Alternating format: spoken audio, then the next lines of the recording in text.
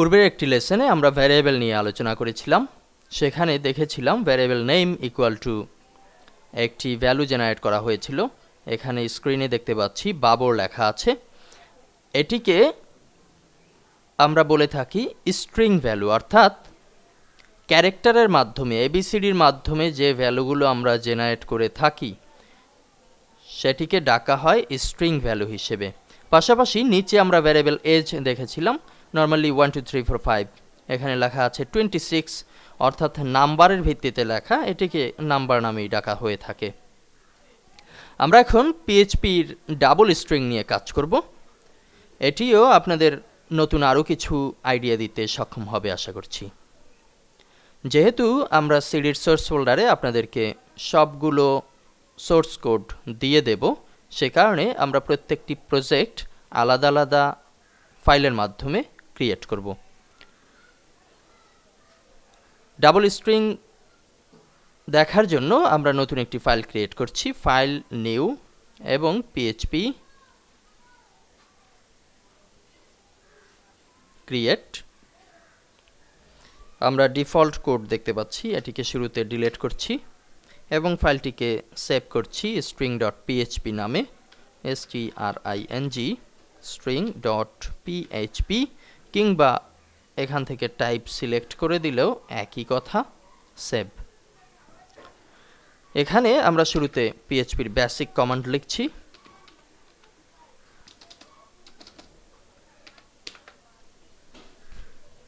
এবং নতুন করে দুটি ভ্যারিয়েবল।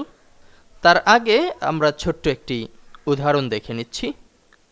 এই ধরনের ডাবল স্ট্রিং ব্যবহারের যে উদাহরণ হতে পারে, আমরা জিমেইলকে তো সকলেই চিনি। জিমেইল অ্যাকাউন্ট খোলার জন্য আমরা যে ফর্মটি ফিল আপ করি, এখানে আমরা ফার্স্ট নেম এবং লাস্ট নেম দুটি বিষয় দেখে থাকি। এখানে দুটি স্ট্রিং ব্যবহার করা হয়ে থাকে, অর্থাৎ আমরা সাধারণত ফার্স্ট এবং লাস্ট নেম হিসেবে দুটি ক্যারেক্টার ভিত্তিক ভ্যালু দিয়ে থাকি। এবং যখন আমাদের হাই জানানো হয় তখন অনেক সময় দেখা যায় একই সাথে বলা হয়ে থাকে। ধরুন যদি এখানে ফার্স্ট নেম আল আমিন হয় এবং লাস্ট নেম হোসাইন, তাহলে হাই জানানো হয় হাই আল আমিন হোসাইন। এমন কাজগুলো করার ক্ষেত্রে এ ধরনের ডাবল স্ট্রিং ব্যবহার করা হয়ে থাকে। আমরা একটি ভ্যারিয়েবল জেনারেট করছি, variable first name FIRSTNAME, first name equal to, এখন আমরা ভ্যালু লিখব, ধরুন আল আমিন, শেষে সেমিকোলন। এখানে আমরা ভ্যারিয়েবল আল আমিন লিখছি ভ্যালু হিসেবে। আরও একটি বিষয় আপনাদের জানানোর চেষ্টা করছি যে আমরা test.php-তে নর্মালি ভ্যালু লিখেছিলাম, অর্থাৎ কোনো প্রকার এক্সট্রা সাইন এখানে ব্যবহার করিনি। আবার চাইলে কিন্তু আমরা এখানে সিঙ্গেল ইনভার্টেড কমার মাঝেও ভ্যালুটি লিখে দিতে পারি। কোথাও কোথাও আবার ডাবল ইনভার্টেড কমাও ব্যবহৃত হয়ে থাকে। অর্থাৎ আমরা যেভাবেই ভ্যালু ক্রিয়েট করি না কেন একই কাজ করবে। তবে যেহেতু আমরা শিখতে চাচ্ছি, সে কারণে আমাদেরকে অবশ্যই জেনে রাখতে হবে যে কোন কোন পদ্ধতিতে আমরা লেখাগুলো পেতে পারি। কেননা আজকে আমি জেনারেট করলেও কালকে আমার অন্যের স্ক্রিপ্ট এডিট করতে হতে পারে। যদি আমার সিস্টেমগুলো সঠিকভাবে জানা না থাকে, তাহলে সেই স্ক্রিপ্টে গিয়ে আমি আটকে যাব। যাই হোক, আমরা এখন একটি ভ্যালু দিচ্ছি, আবার নতুন variable last name equal to, যেহেতু উপরে ডাবল ইনভার্টেড কমা ব্যবহার করেছি, এখানেও ডাবল ব্যবহার করছি, শেষে সেমিকোলন এবং দুই ইনভার্টেড কমার মাঝে দিচ্ছি হোসাইন, HOSSAIN। পরবর্তীতে ইকো করব ECHO স্পেস। নর্মালি আমরা test.php-তে দেখেছিলাম, এখানে ডাবল ইনভার্টেড কমা ব্যবহার করে ইকো অ্যালার্ট প্রদর্শন করেছি। আমরা যদি সে বিষয়টি করি তাহলে সেটি সম্ভব।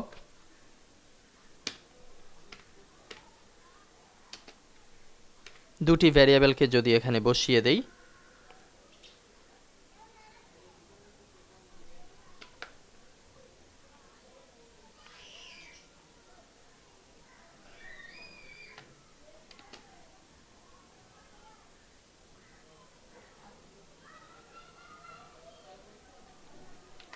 এবং দুটি ভ্যারিয়েবলের মাঝে একটি গ্যাপ দেয়া হয়েছে।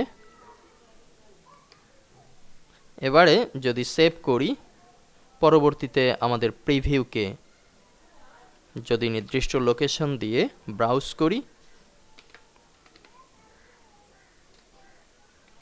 লোকাল হোস্ট, আমাদের ফাইলের নামটি দিয়ে দিতে হবে /phpguru/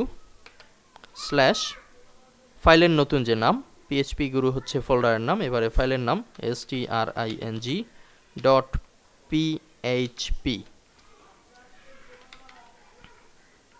এবারে কিবোর্ড থেকে এন্টার প্রেস করলে আমাদের সামনে নির্দিষ্ট লেখাটি কিন্তু প্রদর্শিত হচ্ছে, আল আমিন হোসাইন। কোথাও কোথাও ঠিক সেম জিনিসটি আমরা ভিন্নভাবে দেখতে পাবো। এভাবে ইনভার্টেড কমার মাঝে না দিয়ে আমরা এভাবেও দেখতে পারি, কোনো প্রকার ইনভার্টেড কমা ছাড়া দুটি ভ্যারিয়েবলকে পাশাপাশি বসানো হয়েছে। এখন যদি সেভ করি এবং যদি ফাইলটিকে রিলোড করি, তাহলে দেখতে পাচ্ছি যে এক ধরনের টি ভ্যারিয়েবল এক্সপেক্টিং হচ্ছে কমা বা সেমিক্লোন অন লাইন 5, এক ধরনের এরর প্রদর্শিত হচ্ছে। লাস্ট নেম,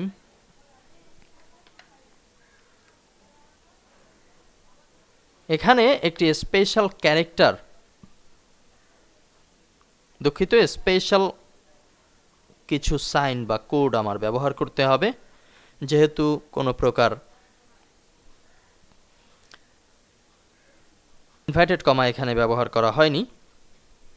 আমরা দুটি ভ্যারিয়েবলকে, স্ট্রিং দুটি ভ্যারিয়েবল বা যে কোনো দুটি ভ্যারিয়েবলকে এভাবে পাশাপাশি লিখতে গেলে আমরা ব্যবহার করব